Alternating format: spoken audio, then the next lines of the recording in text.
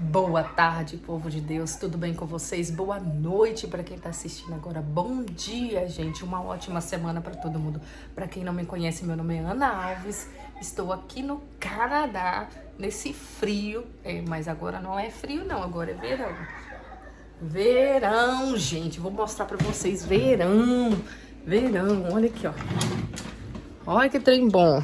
Olha. Olha. As crianças brincando lá, ó. Acho que eles estão achando que é Brasil, ó. Cadê?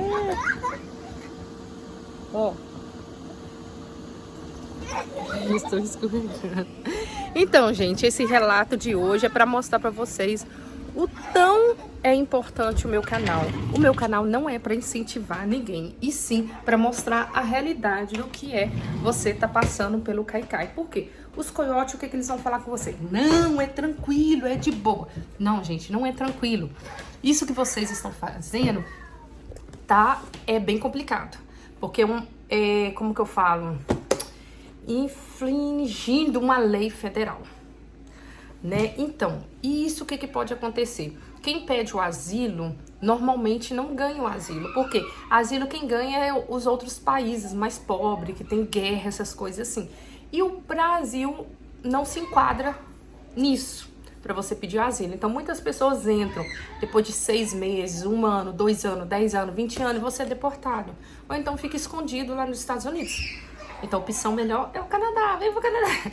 Então, gente, esse relato é muito importante para vocês verem o tão perigoso é esse trajeto que várias pessoas estão fazendo. Gente, me segue no TikTok também, Ana Alves YouTube, me segue lá no TikTok. Cada vídeo que tem lá no TikTok, vocês não têm noção. Gente, essa família que eu vou estar postando agora, o relato, pelo amor de Deus, foi sequestrado pelo coiote. Vocês têm noção? Sofreu bastante. 11 dias sem ver a luz do sol. Gente, vocês têm noção quanto que é perigoso fazer isso? Então, hoje, esse canal vai ser de relato de quem foi sequestrado. Então, eu vou focar bastante para vocês terem noção o quanto é perigoso. Se você pensa em ir com a sua família, pelo amor de Deus. Tem um outro depoimento que eu recebi também, que eu vou estar postando essa semana. A família com 2 crianças pequenas e tava numa van, numa Topic, e a van capotou. Gente, pensa antes. Eu acho assim, as crianças não devem pagar pelos erros de vocês, não. Eu não vou julgar quem faz isso. Eu não vou julgar, mas eu não tenho coragem de fazer isso com a minha família e também não julgo, né? Mas tem os traumas também que com a sua família, seus filhos vão ficar. Então pense antes do que vocês vão fazer. Tem pessoas que foram sequestradas e as famílias até hoje não tem mais, não sabe onde tá, não tem contato nenhum. Será que tá morto? Então nós não sabemos, né? Gente, e o tanto de ossos que as pessoas encontram na hora dessa travessia? Pense bem antes do que vocês vão fazer, tá bom? É a vida de vocês em risco. E quem tá indo com criança é a vida de você e de seus filhos. Então pense antes. Um beijo pra vocês, segue o meu canal, curte, compartilha esse vídeo, gente, pra mostrar o tão importante, o tão perigoso é esse trajeto de ir pelo Caicai, tá bom? Um beijo, cuidado, não pega contato de coiote pela internet, esse trem aí que acontece, olha. Cuidado, gente, cuidado, que Deus abençoe a vida de vocês. Um beijo e até a próxima, se Deus quiser. Curte, compartilha e comenta aí esse vídeo, tá bom? Fica com Deus. Oi, Ana. Bom dia. Aqui são 11 horas e 6 minutos, aqui nos Estados Unidos. Eu vim aqui para te falar da minha história, né, do meu relato. Para mim foi muito emocionante, foi algo que me marcou muito, né? E eu quero deixar aqui para você e para todas as pessoas que vão ouvir esse meu relato, para que elas realmente pensem bem antes de fazer essa travessia. Eu não sei como que tá hoje as fronteiras, né? Mas o que eu passei, eu não desejo para ninguém, para ninguém. Então eu vou começar, tá? Eu sou de São Paulo, eu saí do Brasil junto com meu esposo, a gente já tinha feito planos de viajar. A gente saiu dia 29 de novembro do ano passado, de 2022, né? A gente se casou, nós somos, vamos dizer assim, recém-casados, né? Casamos no ano passado, em maio. O meu esposo não é brasileiro, ele é africano, ele é angolano. A gente tem uma história aí de amor muito bonita, nós dois, né? E a aventura, né? A aventura que a gente viveu esses últimos meses aí, que eu vou contar. A gente saiu no dia 29 de novembro do ano passado, do aeroporto de Guarulhos, né? Com destino ao Panamá. A gente não, a gente não tentou, na verdade, chegar até o México direto de avião. Já vou deixar claro que nós não tínhamos coiote, é, nós viajamos por conta própria, a gente não contratou nenhum serviço de coiote. Meu esposo, por ter muitos conhecidos que fizeram essa travessia há uns anos atrás e também agora o próprio irmão dele também atravessou a fronteira o ano passado, né? E deu tudo certo, correu tudo bem com eles. Então a gente estava na fé que também iria acontecer com a gente, né? Que nada ia interferir, né?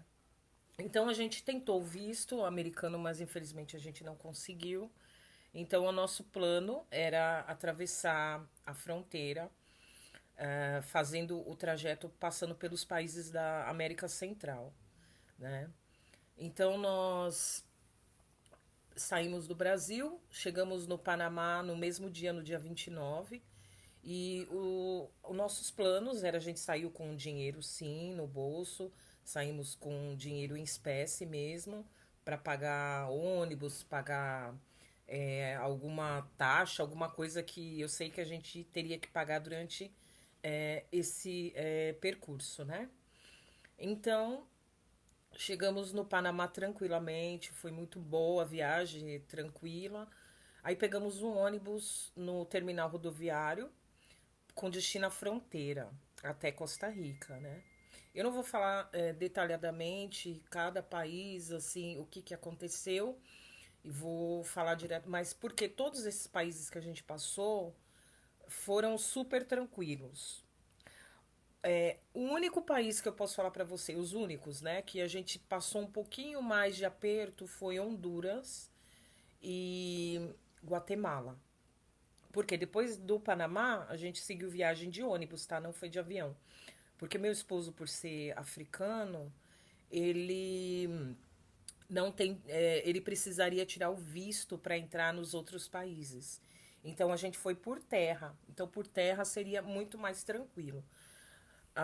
Como eu sou brasileira, eu não preciso de visto para entrar nesses outros países. O único que eu ia ter que ter o visto seria o México mesmo.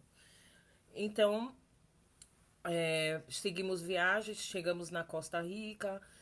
Cada país, a gente ficou praticamente um dia, porque são países muito pequenos, né? São países que a extensão territorial não é muito grande, então, dentro de 6, 8 horas, a gente chegava no outro país. Então, da Costa Rica, do Panamá, Costa Rica, Nicarágua, Nicarágua, Honduras. Honduras, a gente teve que pegar um documento para a gente poder passar pelo país por causa do meu esposo, né? Foi um documento que se chama permisso. É o permisso, né? Para que a gente possa andar pelo país. Depois de Honduras, a gente passou pela fronteira da Guatemala. A Guatemala já foi muito mais complicado porque a gente teve que pagar coiote. Na Guatemala a gente pagou um coiote.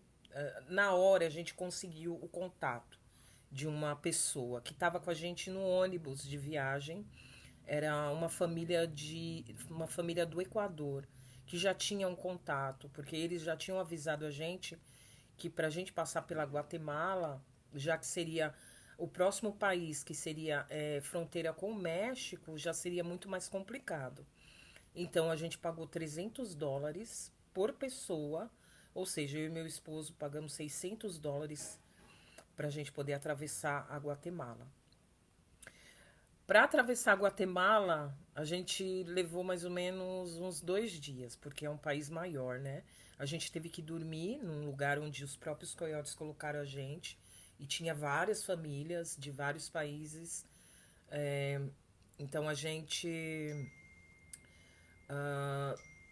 esperamos, né, o momento certo para sair desse. É tipo um hotel, era um hotel, mas não tinha nada de luxo, nada, era bem feio, bem sujo mesmo, que dava nojo. Eu não consegui nem tomar banho naquele lugar, porque o banheiro era podre, era muito podre mesmo, muito sujo.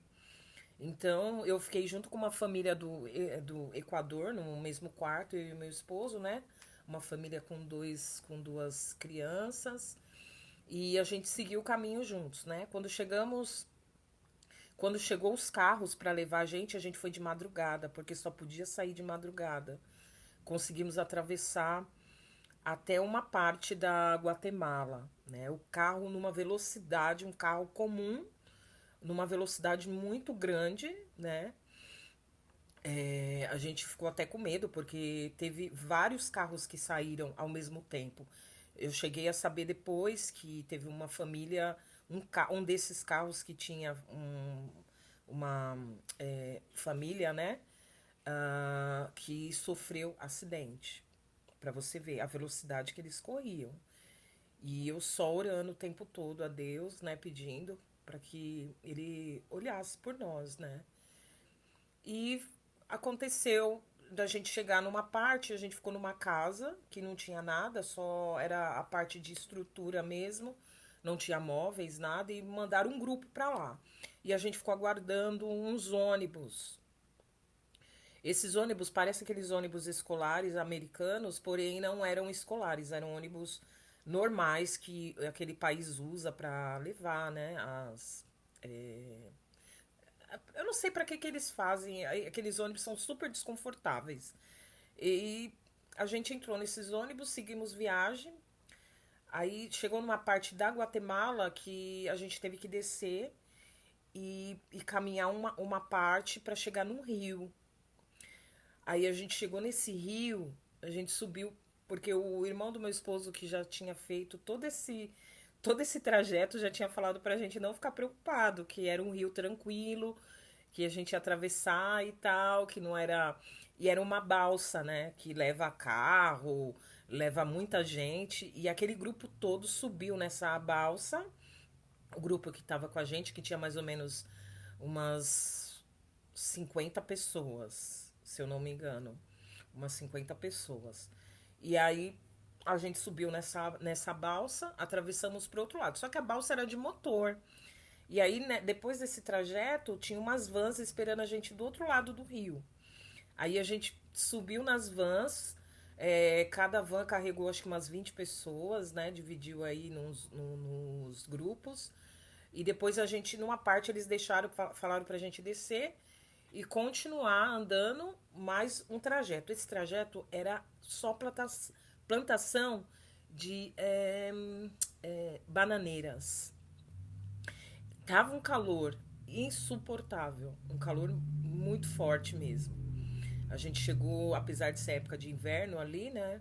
Que nós chegamos em dezembro, porque o trajeto que a gente fez do Panamá até a Guatemala durou mais ou menos 5 dias pra gente chegar, né? É esse detalhe também que eu preciso falar. A gente demorou 5 dias. Então, quando chegamos nessa parte do rio, eu falei, tranquilo, né? A gente atravessou nesse barco que tinha motor. Legal. Aí, quando eu não sabia que tinha um outro rio pra gente atravessar. Só que era tipo uns botes com uns pneu grandão preto. Bem. Eu não sei, depois eu vou te mandar a foto pra você ver como que era. Só que o rio não era fundo. A gente tinha que subir. Só o fato de subir naquilo, né, já me deu aquele medo, mas depois eu vi que não era fundo. Era só pra gente não se molhar. Então a gente subiu, né? Atravessamos para outro lado, aí esperamos todo o grupo chegar, né? Porque cada balsa ali dava para carregar o que umas 10 pessoas no máximo. Então demorou um pouco, né? E aí atravessamos, aí todo o grupo chegou, aí falaram que a gente tinha que fazer uma caminhada no meio da plantação. Ali a gente caminhou por uns 15 minutos, debaixo de sol quente. Eu comecei a passar mal. Meu esposo já estava, né, falando se estava tudo bem comigo, porque aquele calor era insuportável. E aí a gente ficou numa casa que estava em construção. Eles mandaram a gente chegar lá. Porque mandaram a gente ficar por lá, porque a gente já estava no território do México. Então, chegamos no território do México, né? E agora a gente tinha que aguardar alguém levar a gente para um hotel. Na verdade, para chegar até o centro da cidade, né? Que a gente chegou no estado de Chiapas, né? No estado de Chiapas e a gente teria que chegar até a Tapachula, que é a cidade que a gente ficou. Aí, tranquilo, né? A gente esperou até anoitecer, porque isso a gente chegou de manhã, aí esperamos até anoitecer, mandaram a gente para uma outra casa, que era próxima ao que era como se fosse do outro lado da rua, né? Entramos nessa casa, aguardamos lá por uns 15 minutos, aí chegou uns carros, só que era um carro normal, era um carro que transporta animais, né? Eu só fiquei sabendo na hora que eles mandaram a gente sair, né? Começou a dividir os grupos, né? Mandaram a gente sair. Isso já era de noite. Mandou a gente sair e socaram a gente dentro desses carros, mandaram a gente abaixar. Mandaram a gente ficar bem abaixado, mas as minhas pernas começou a doer porque era muita gente acumulada, né? E aquilo começa a doer as pernas. Ana, na hora que eles começaram a arrancar com aquele carro, eu pensei que eu ia morrer, porque a velocidade que eles correram era assim impressionante, porque eu falei, meu Deus, se esse carro capota, todo mundo nesse carro vai morrer. E tinha criança, tinha bebê, tinha muita gente. E de vários países, né? Da América Central, principalmente. E a gente, graças a Deus, né, a gente conseguiu chegar. Foi mais ou menos o que dentro desse carro aí uns 10 minutos, 15 minutos, que para mim foi uma eternidade. Eu não vi a hora daquele carro parar.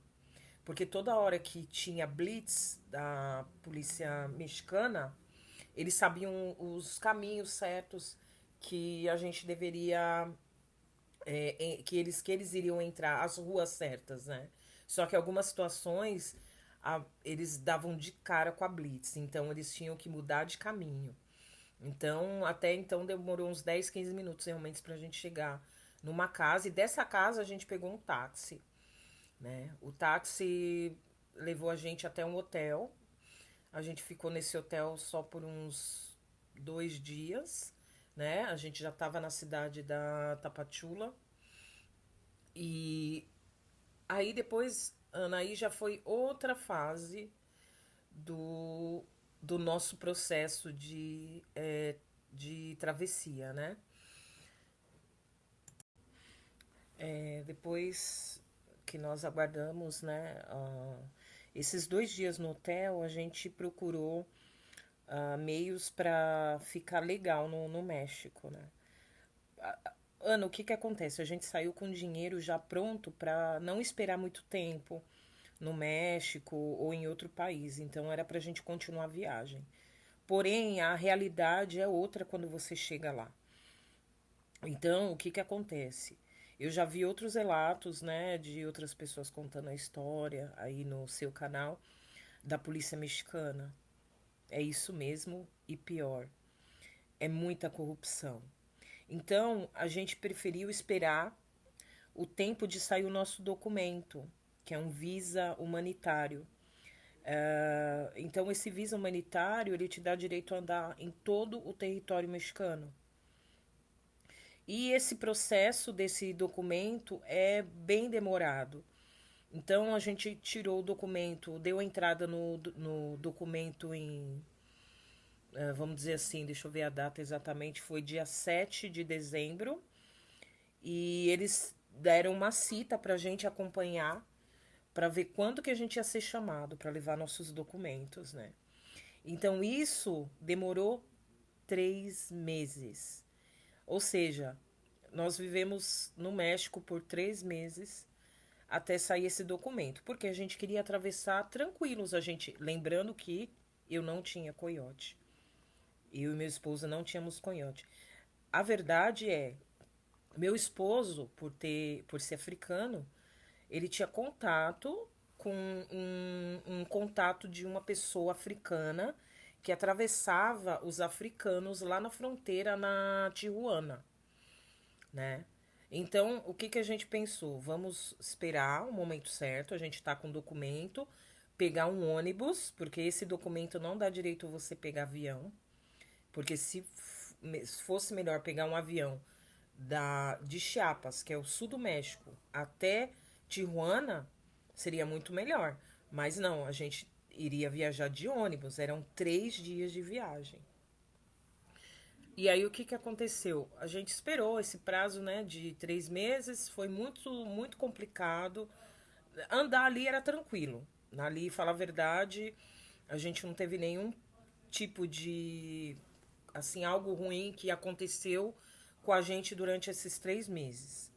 Era só o calor mesmo, que é muito forte ali. A gente fez amizades, a gente conheceu pessoas de outros países, outros. Na verdade, eu não encontrei nenhum brasileiro, tá?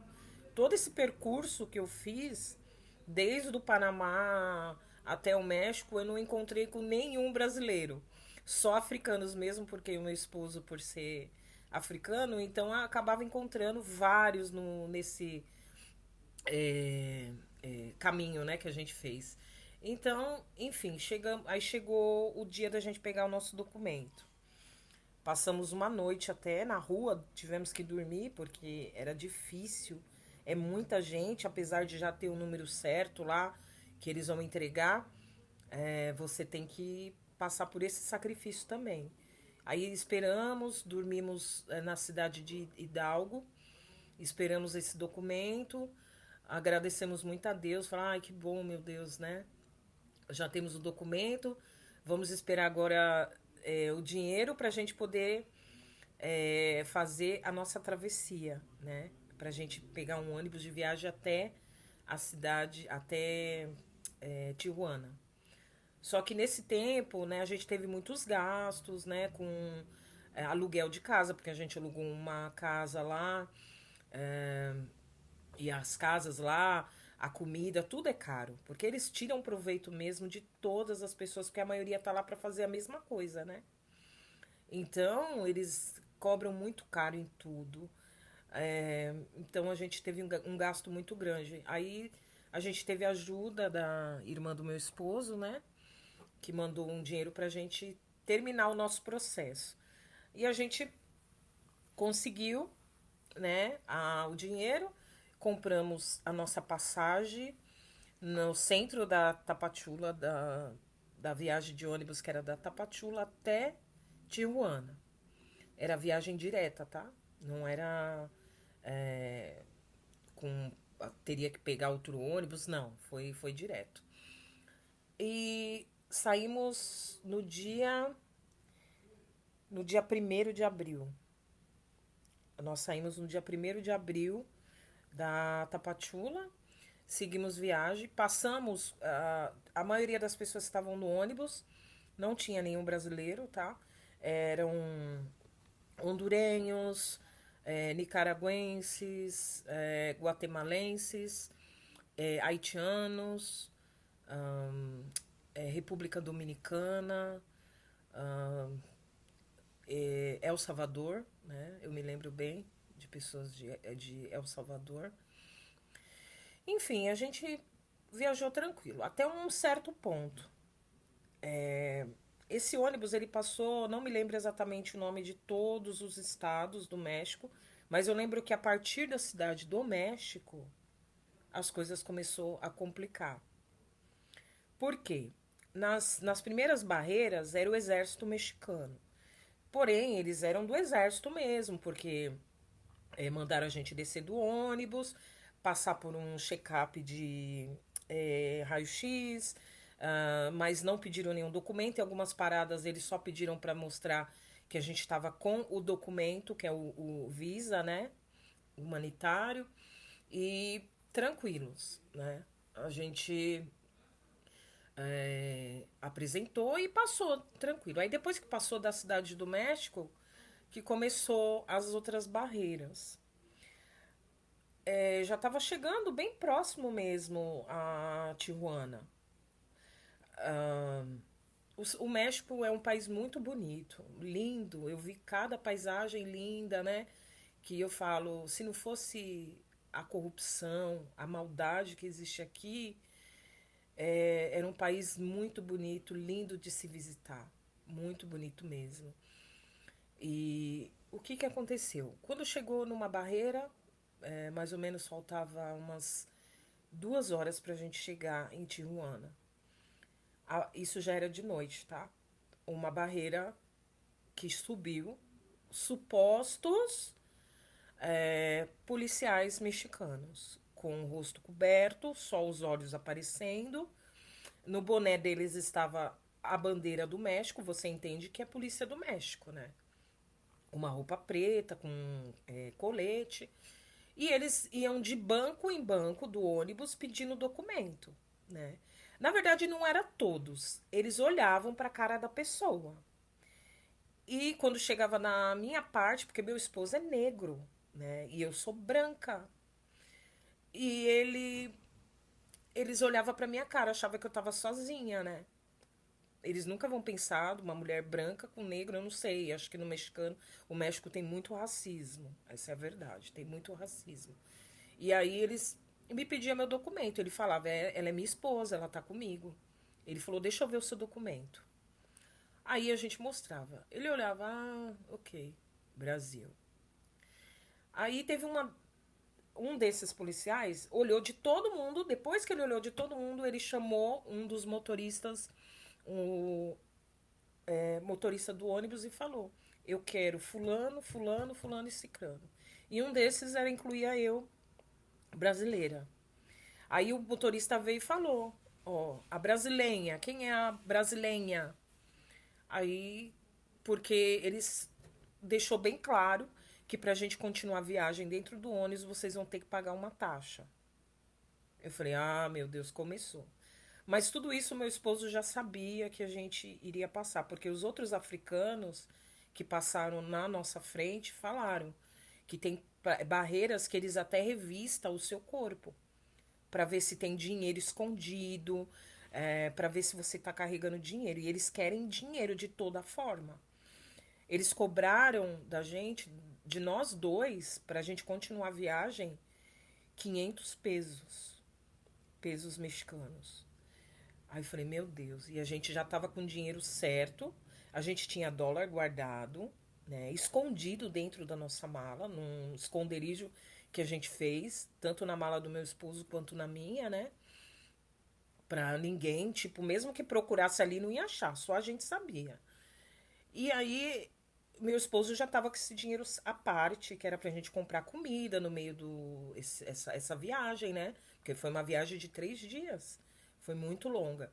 E aí ele pegou e falou, tô aqui com o dinheiro à parte, eu vou dar, né? Eu falei, vamos dar logo, né, pra gente continuar. Aí ainda o motorista, né, falou, não, fica tranquilo que não vai ter outras barreiras, vocês vão passar, vão chegar tranquilos. Isso era só história. Toda vez passava 15, 20 minutos que o ônibus continuava a viagem, outra barreira. Outra barreira pedindo dinheiro. De novo. Olhava para mim, brasileira, eles não implicam com os africanos. Eu não sei porquê, Ana, de verdade. Eles implicam com hondurenhos, com venezuelanos, com outros países da América Central e América do Sul, Equador, Peru. Eles implicam com essas pessoas, mas com africanos eles deixam passar. Aí eles falou, não, deu dinheiro de novo, cobraram mais 200 pesos por cada pessoa, pagamos. Aí toda vez que, era verdade, toda vez que a gente parava, meu coração já acelerava, né? Porque a gente já estava chegando na fronteira, a gente não ia atravessar no mesmo dia, na mesma hora. O meu esposo falou com esse contato africano que a gente já estava chegando e ele ia pegar a gente no terminal rodoviário. E de lá eles iam deixar a gente no hotel esperando o momento certo para atravessar. Eu não realmente não sabia como ia ser, se ia atravessar rio, se ia atravessar, se ia pular muro, se ia andar pelo deserto. Eu só falei para ele, eu pedi a Deus a todo momento que eu queria fazer uma travessia tranquila, né? Que nada que fosse algo que meu corpo não suportasse, né? Só de pensar eu me emociono, porque foi uma fase muito difícil para mim. Na última barreira, o que que aconteceu? Tinha um camburão já era de manhã, né? Isso durante a madrugada toda o ônibus parou e foi dinheiro que a gente entregou. Quando chegou mais ou menos umas 7 horas da manhã, a gente já estava na fronteira porque o ônibus já estava beirando o muro. Eu tinha todos os vídeos, foto, né, de quando a gente já estava na fronteira.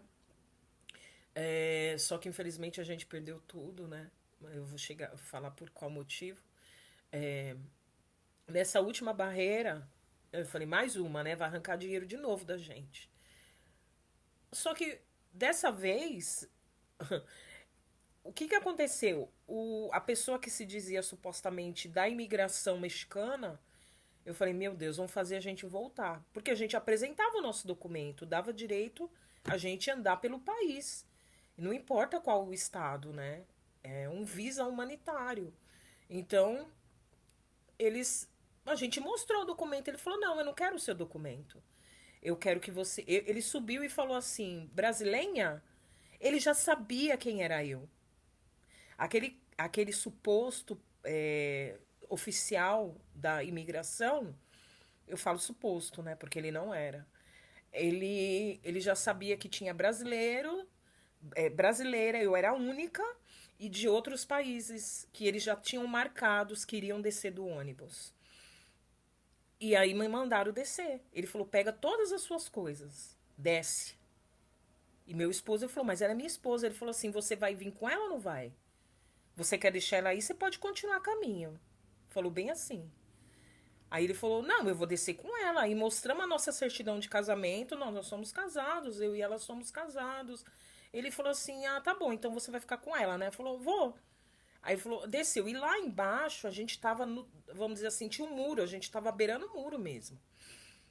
Só que era uma rodovia, que já tinha a maior parte ali, não tinha nada do outro lado, era só deserto. Só deserto.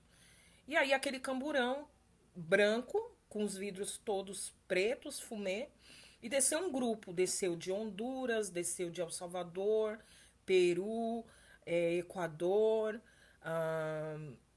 Honduras, de todos os países ali. Eu não me lembro exatamente, né, mas eu me lembro alguns, e eram famílias, né, com criança, com bebê. Eu falei, acho que eles não vão fazer nada, né? Vão fazer a gente voltar.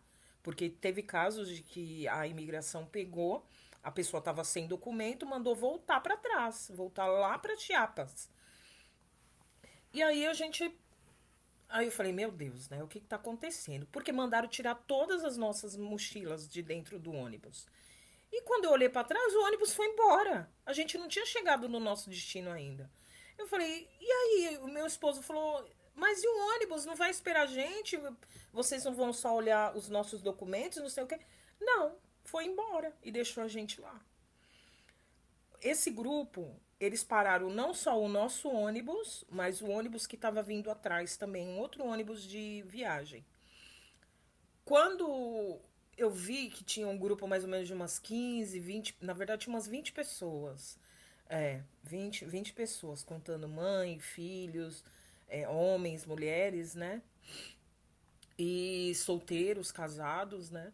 E aí mandaram a gente entrar dentro. Só não falaram nada. Mandou a gente entrar dentro desse camburão. E eu vi que não era da imigração, Ana. Não era, porque se fosse realmente, teria uma identificação. As pessoas, na mesma hora, meu coração ficou aflito. Eu falei: tem alguma coisa errada. Tem alguma coisa errada aqui. Levaram a gente, Ana, pro meio do deserto.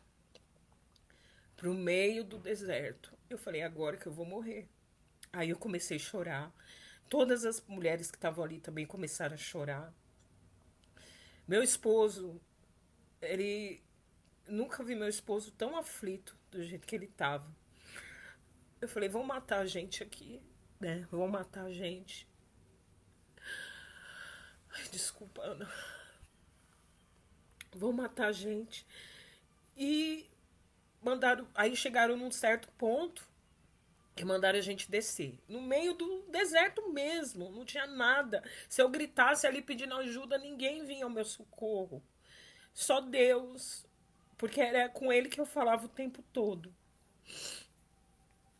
E eu falei: meu Deus, eu vou morrer aqui. Vai ser, eu não vou ver mais, não vou saber mais de ninguém da minha família, não, já era. Eu pensei: já era, né?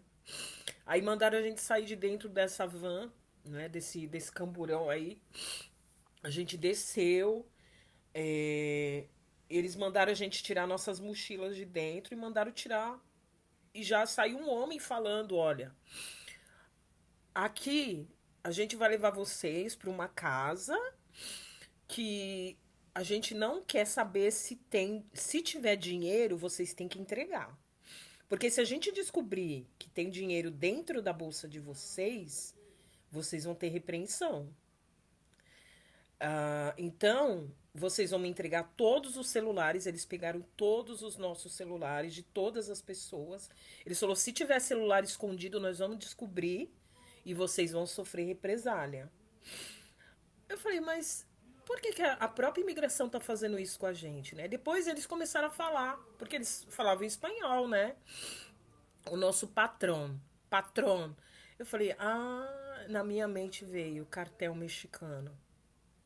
Eu lembrei, porque eu já vi vídeos, né? As histórias que eu já ouvi. E eles falaram, né, e eles falaram: nós somos do cartel. E a gente vai levar vocês para essa casa. Vocês não precisam ficar preocupados, não vai acontecer nada, não vai passar nada com vocês. Fiquem tranquilos, tranquilos, não vai acontecer nada. É, as mulheres chorando, eu chorando, né? Todo mundo desesperado, né? Porque a gente realmente não confiava naquelas pessoas. O que eles poderiam fazer com a gente, né? E realmente, eles revistaram a nossa mala ali mesmo no meio do deserto, de todas as pessoas. E o que a gente tinha de dinheiro a gente entregou, menos os nossos dólares que a gente tinha escondido na nossa mochila. A gente deixou num lugar bem escondido, porque a gente não sabia o que poderia acontecer depois, né?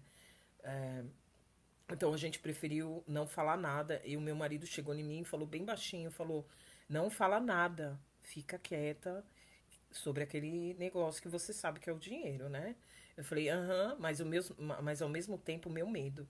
Pegaram tudo que a gente tinha de valor: relógio, pulseira, colar, né? Tudo. E aí, Ana, assim que eles revistaram, né? Conseguiram tirar o máximo de coisas que eles viram que era de valor. Colocaram a gente de volta dentro desse camburão. Eu não sei exatamente qual local que eles pegaram a gente. Mas eu percebi que na hora que a gente estava dentro dessa van, né? A gente estava voltando, em vez de ir para frente, continuar a ir para Tijuana, a gente estava voltando. Ou seja, a gente voltou sentido Mexicali, né? Eu não sei exatamente ali o local, mas eu vi que a gente estava voltando e levaram a gente para uma casa, né? Para uma casa. Essa casa, ela era uma casa bem feia, bem suja. Tinha uns colchões no chão, né? Mandaram a gente entrar, sentar, ficar ali tranquilos. Toda hora falava que não ia passar nada com a gente, que pra gente ficar tranquilos. Só que até então a gente não sabia o que estava acontecendo. Então aí eles ainda trouxeram comida pra gente, trouxeram uma comida que eu não consegui comer, né? Era tortilha, né? Porque é a comida do México, né? Eles comem isso com tudo, com uma coxa de frango. Era isso. E ainda deram refrigerante pra gente, deram uma Coca-Cola pra cada um, né? E só que ali as pessoas estavam todas desesperadas, ninguém estava entendendo nada do que estava acontecendo, né? Porque a gente não sabia o que iria acontecer depois, né? Sempre era isso. Mas as minhas orações continuavam com meu esposo, a gente ficou ali o tempo todo, a gente ficou com as nossas mochilas, né? Eles não deixaram longe da gente por enquanto. E aí quando chegou a noite, eles mandaram a gente sair. Todo aquele grupo tinha 20 pessoas, mais ou menos, 20, 21 pessoas, e mandaram a gente entrar de novo naquela van. Dessa vez a viagem continuou bem mais longe, bem mais longe. Então a gente chegou em Mexicali. Eu lembro que a nossa localização, depois a minha irmã, né, que me falou que eles conseguiram me rastrear, apesar do meu telefone estar desligado, né, mas através de um outro telefone, a gente estava em São Luís, Colorado, né. E levaram a gente para uma outra casa, com uma condições bem melhor, assim, tipo, era uma casa normal, né, com 2 quartos, só que os colchões eram no chão, não eram 2 quartos, eram 3, desculpa, 3 quartos. 2 quartos com colchões no chão e um outro não tinha colchão. Mandaram a gente entrar. Na hora que a gente entrou, era uma casa até bonita, assim, de entrada, né, com o portão, só que era todo fechado, você não via nada lá dentro. Ah, a gente entrou, tava vazia a casa, assim, não tinha outras pessoas. E na hora que eu já vi os caras que estavam lá dentro com metralhadora pendurada, né? Eu falei, meu Deus, aonde que eu tô? O que eles vão fazer com a gente? Ana, no outro dia a gente dormiu lá, separaram as mulheres dos homens, mesmo que fosse famílias, eles separaram, né? Separaram o meu esposo de mim, mas ele estava no quarto do lado, então eu tinha contato com ele o tempo todo. Eles deram comida pra gente, mas eles lembravam a gente a todo momento que a gente estava preso ali. A gente não estava com liberdade de sair, de ir pra rua, de sair a hora que a gente quisesse. Então eles deixaram a gente numa situação de cativeiro mesmo. No outro dia chegou o patrão para falar com cada um, com cada família. O que ele queria da gente, né? Começou a chamar as famílias, né? Ainda não tinha chamado nem eu e nem o meu esposo, né? Aí eu vi a família de Honduras voltou chorando, desesperada. Aí eu falei, meu Deus, o que tá acontecendo, né? Depois que aquele homem falava, porque ele falava de uma forma muito agressiva. Ele gritava. E eu só escutava os gritos. E chegou a minha vez, né, com o meu esposo. E ele falou, olha, para vocês saírem daqui, vocês vão ter que pagar $4.600. Esse é o valor. Vocês vão querer atravessar a fronteira? Se vocês querem atravessar, a gente vai fazer isso por vocês. Mas, ou deixar onde vocês quiserem, em segurança. Mas vocês vão ter que pagar $4.600 para sair daqui. Eu falei, na hora eu chorei, né? Eu falei, mas ninguém da minha família tem esse dinheiro. Pelo amor de Deus. Ele falou, eu não quero saber. Eu não quero saber. Todo mundo vem com a mesma desculpa, que tem mãe doente, que tem filho doente, que não sei o que tá acontecendo. Eu não quero saber. Eu quero 4.600. Não tem mais conversa. Não tem mais conversa. É $4.600. Aí, não, aí eu e meu esposo entramos em desespero, né? Aí a gente segurou um na mão do outro, começamos a orar, né? Pedir para Deus para amansar o coração desses homens, né? Que pegaram a gente. E aí era, Ana, daí então, era todo dia oração, todo dia. Isso se passaram 11 dias, Ana. 11 dias. Mas, claro, vou falar o que aconteceu. Como que a gente ia conseguir esses US$ 4.600? Ele já deixou bem claro. Vocês vão passar um contato da família de vocês para fazer o depósito. Eu já vou passar o número da conta para vocês mandarem eles depositar esse dinheiro. E o que eu tinha na mochila não chegava nem um terço desse valor. Nem um terço. E aquele dinheiro era para nossa segurança. Se caso a gente saísse dali, como que a gente ia fazer para pegar um táxi, um ônibus ou qualquer coisa? A gente não sabia, né? Mas o meu medo ainda é que eles matassem a gente. Que eles tirassem a nossa vida, né? Se a gente não pagasse o dinheiro. Porque era isso que eles passavam pra gente. Se não pagar, e aí? O que vai acontecer? Vocês vão matar? Vocês vão matar a gente? Eles falavam que não iam fazer nenhuma maldade com a gente, né? Mas eu não acreditava. Nunca que eu acreditei naqueles homens. Eles andavam armados o tempo todo dentro daquela casa. Andavam com metralhadoras e drogados. Drogados. Eu não vi droga, pacote de droga, essas coisas eu não vi. Mas eu vi eles usando droga. Eles entravam no único banheiro que tinha para aquele todo, aquelas todas, aquele povo todo usar, né? E ali usavam aquela droga ali quando você entrava, aquele cheiro de maconha, aquele cheiro horrível. E aí, voltando, né? Quando chegou a hora de fazer as ligações para a família, eu entrei em contato com a minha irmã, né? Falei com ela. Imagina como que eu falei com ela, né? Ela não acreditou. Ela não acreditou no que estava acontecendo comigo. Parece que achou que eu estava mentindo, sabe?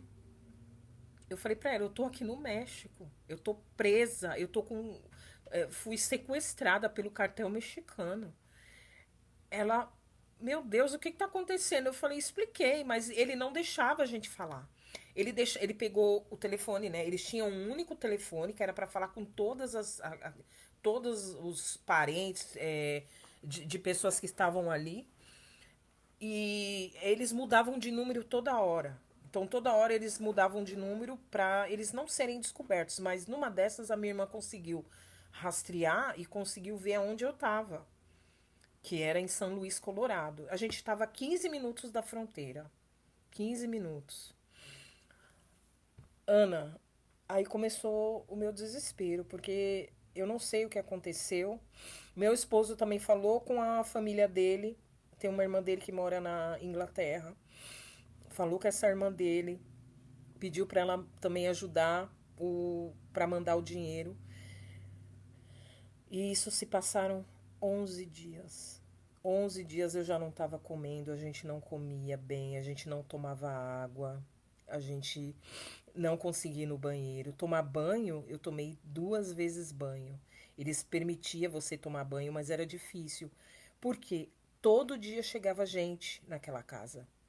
Eram grupos de pessoas de vários países, famílias inteiras, com criança de 4, 5 anos, 10 anos, bebezinhos.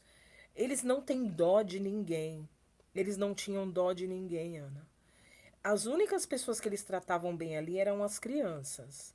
As crianças eles tratavam assim com respeito. Até mesmo davam bolacha para elas, né? Mas pra gente não. A gente passava fome. Eu passei fome, eu passei sede, carência de banho, né?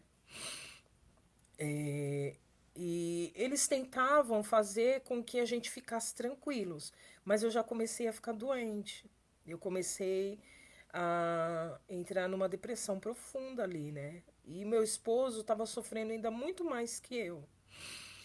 Porque ele estava num outro quarto, já que chegava gente toda hora. Se eu tivesse uma câmera ali para tirar foto, para você ver, os homens sofreram muito mais que as mulheres. Eles ficaram amontoados, todos amontoados num quarto. Dormiam no chão duro, porque ali à noite fazia um frio. Um frio. E eles dormiam no chão. Meu esposo já estava com o corpo todo dolorido. Ele estava com o rosto bem abatido. Eu também, né? A gente já estava adoecendo. E acho que eles começaram a perceber que a gente não estava bem. Aí fizeram o quê? Todo dia pedia pra gente entrar em contato com a nossa família. Chegava a hora que aquele patrão chegava, né? E dava o telefone. Ele falava, ligação de 1 minuto. 1 minuto. Qual o número? Ele ficava o tempo todo grudado com o telefone. Ele não deixava a gente segurar o telefone. Então a gente fazia a chamada, ele fazia a chamada. E a minha família desesperada, Ana. Minha família desesperada. A minha família adoeceu. Meu pai, a minha mãe. Eu não queria que eles chegassem a ouvir falar que tinha acontecido comigo, né? Mas infelizmente eles acabaram sabendo porque todo mundo teve que se unir para juntar esse dinheiro. US$ 4.600 no Brasil, naquela época dava mais de R$ 25.000. Então, a minha irmã cogitou vender o carro, mas no final, graças a Deus, ela não precisou e acabou juntar, eles conseguiram juntar esse dinheiro e mandar. E no dia 14, se eu não me engano, que eu não me lembro exatamente se foi 14, não, foi dia 15, eles falaram que a gente ia ser liberado. Eles iam liberar a gente na fronteira. Eles perguntaram, vocês querem entrar por Tijuana ou por Mexicali? Mexicali é aqui, é 15 minutos. Tijuana tem que viajar 1 hora para poder chegar lá. Aí a gente falou, vamos por Mexicali mesmo, né? E a gente não sabia. O importante, Ana, era a gente sair dali, que a gente já não estava mais aguentando. A gente já estava sofrendo demais, né? A tortura emocional, psicológica que a gente passou naquele lugar foi, assim, uma coisa que marcou a minha vida, né? E aí a gente pegou e falou, vamos então por Mexicali. Aí orientaram a gente, falaram que não teria nenhum problema de atravessar. Eu não sabia realmente como ia ser. Até você postou esses dias no Instagram o vídeo de uma das partes da fronteira. E foi bem aonde eu atravessei. Ali fica em Mexicali, fronteira com Arizona. E eles levaram a gente, primeiro levaram um grupo de madrugada, era mais ou menos umas 3 horas da manhã, e nós éramos o segundo grupo que saiu da casa, né? Aí esse grupo foi primeiro, eram pessoas do Nepal, da Turquia, tinha turcos, tinha de Nepal, e depois foi o nosso grupo. De brasileira só tinha eu. Na verdade, depois chegou um senhor. Ele estava sozinho também, ele não tinha coiote. Ele dizia que não, né? Eu não sei, na verdade. Muitas pessoas ali tinham coiote e o coiote abandonou.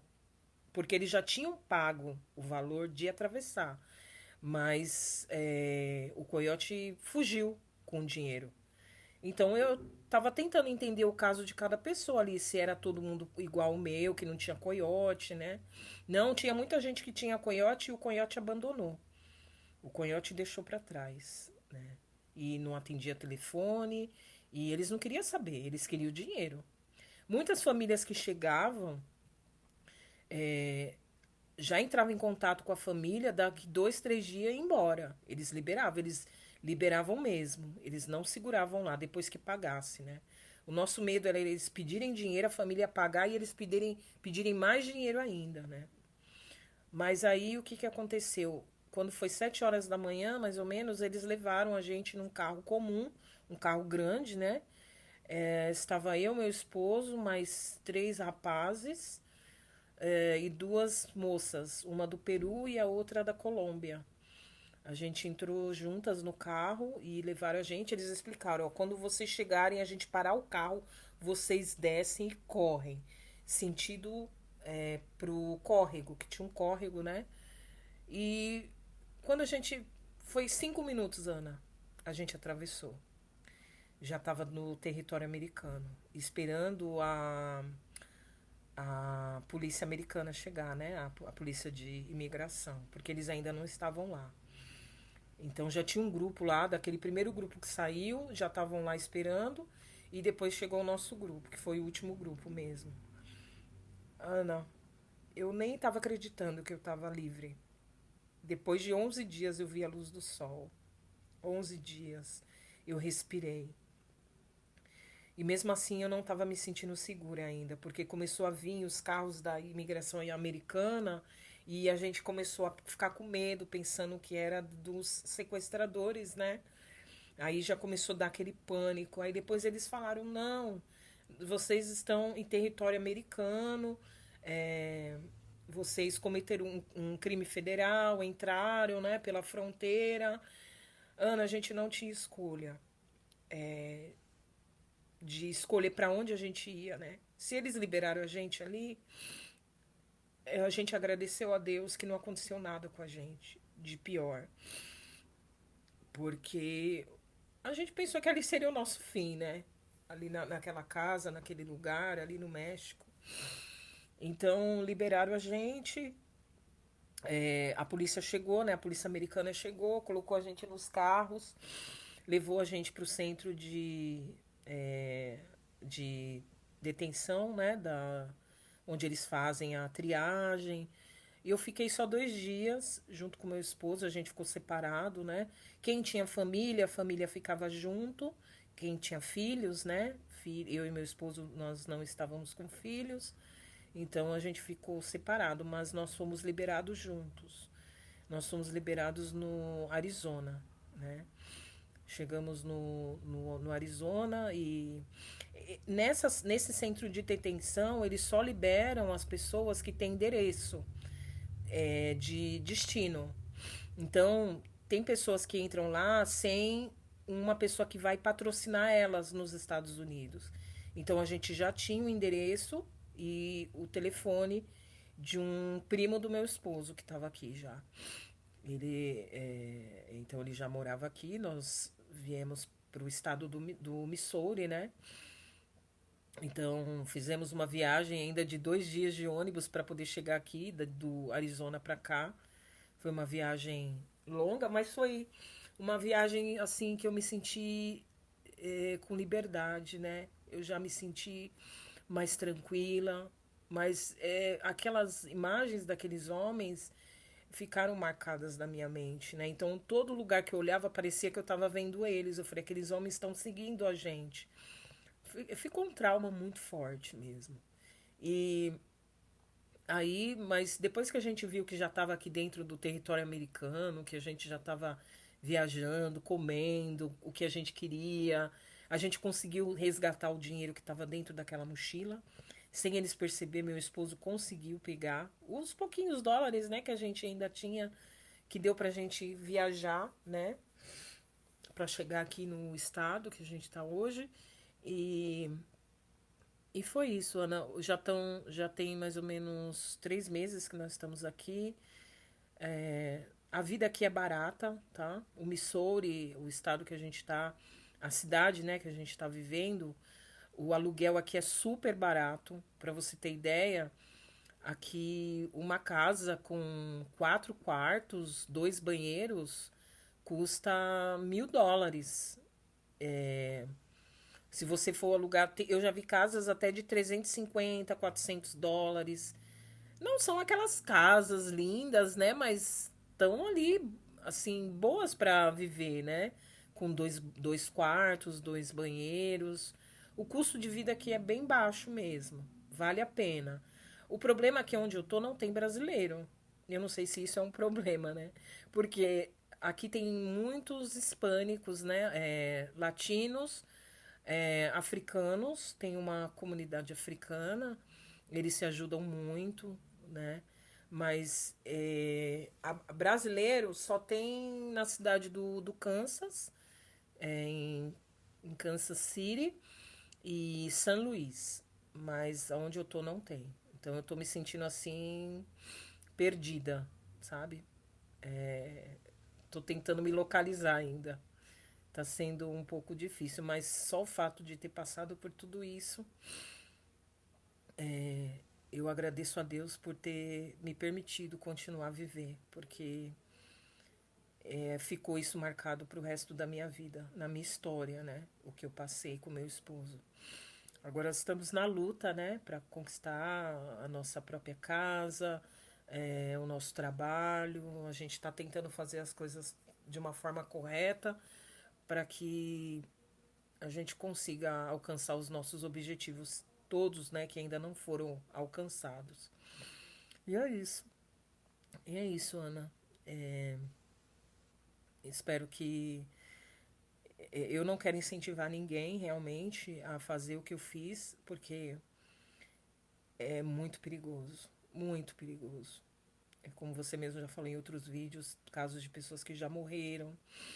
Se não morre, fica com sequelas, né? Sequelas emocionais, físicas, e eu sei que cada um tem um motivo de estar aqui. Eu tenho o meu motivo, né? Eu tenho o meu motivo. É um motivo muito forte. E eu também estou vivendo uma fase muito difícil agora, né? Faz 3 meses que eu estou aqui e faz 25 dias que eu perdi a minha filha no Brasil. Minha filha faleceu num acidente de moto. Eu estou aqui tentando ser forte para falar, para conversar, mas eu estou vivendo um luto na minha vida. Perder minha filha, tão jovem, 25 anos, de uma forma tão violenta, né? Mas eu falo, Deus está me dando forças para continuar minha vida. A minha vontade era voltar para o Brasil, mas foi tudo tão rápido.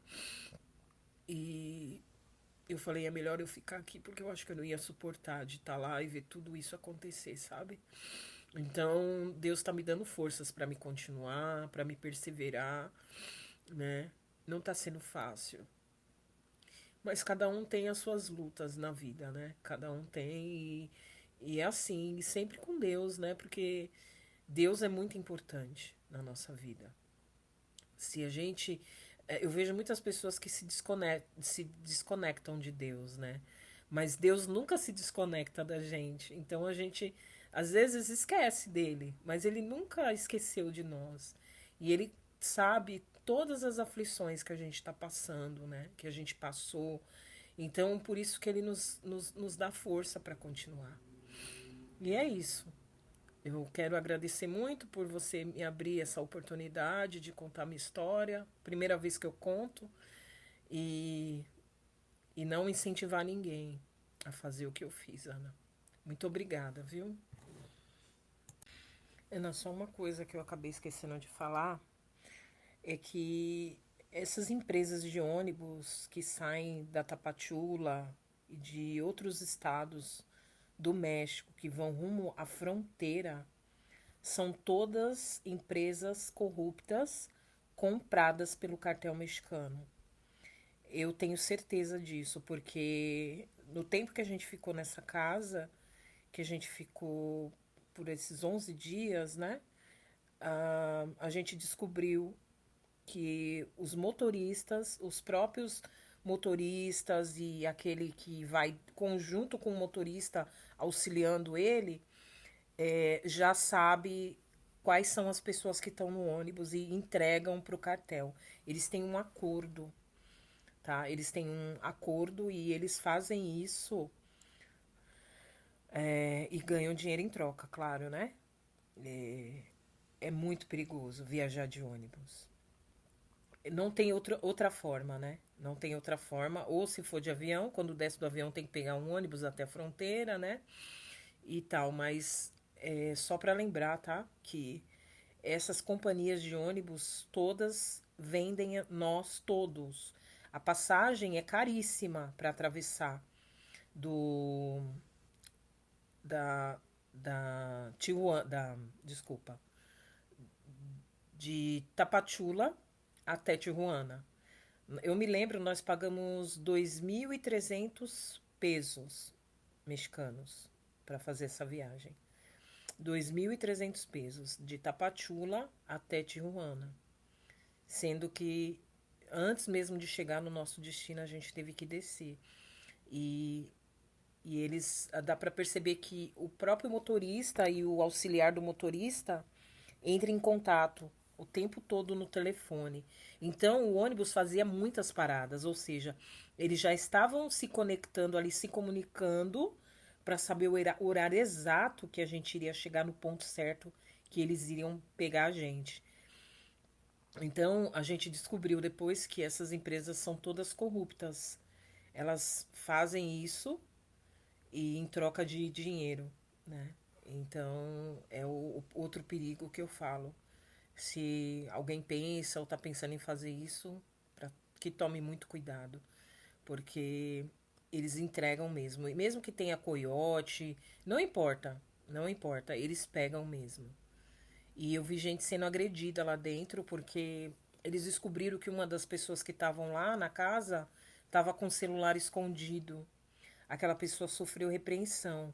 Eles bateram nessa pessoa. Ele era da Rússia.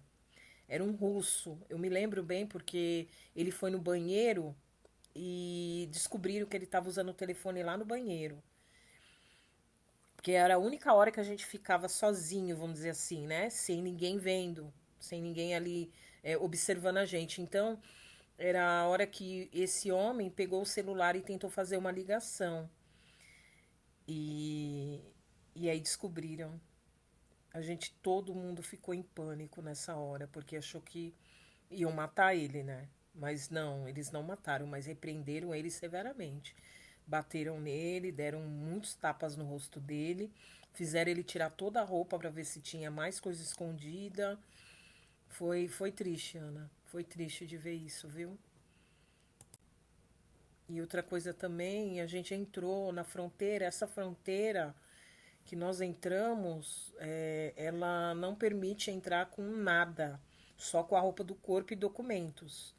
Então, tudo que a gente tinha ficou naquela casa desses sequestradores.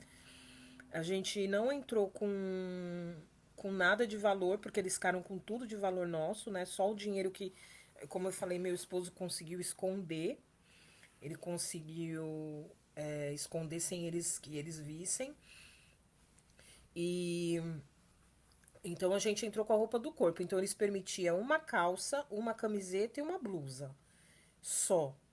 E os seus aparelhos de telefone. Já que os sequestradores não devolveram, ficaram com nossos aparelhos, a gente nem telefone tinha, né?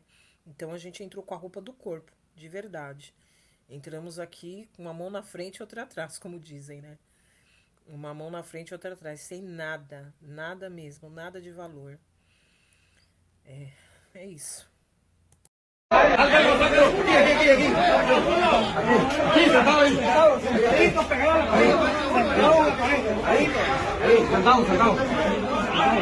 Más 27. 29, más 27 aquí, más 27.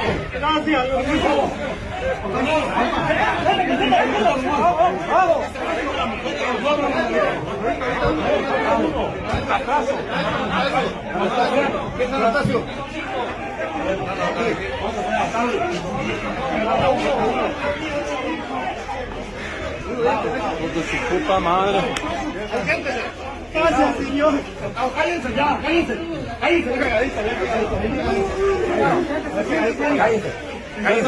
Cállense. Déjenos hablar. Tranquilo, tranquilo, tranquilo. Estamos bien. Cállense. Pégase ahí. Para acá.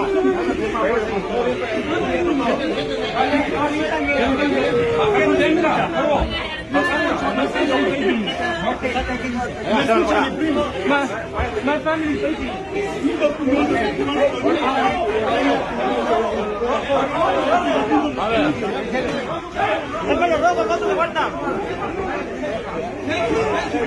ya.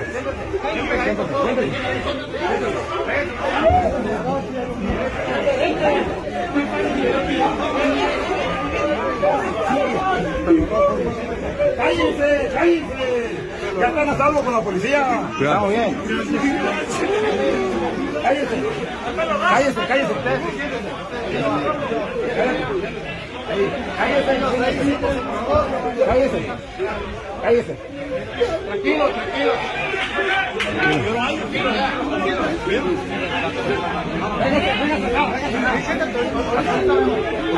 Siéntate, siéntate para acá, por favor. Hazte para acá. Siéntate ahí.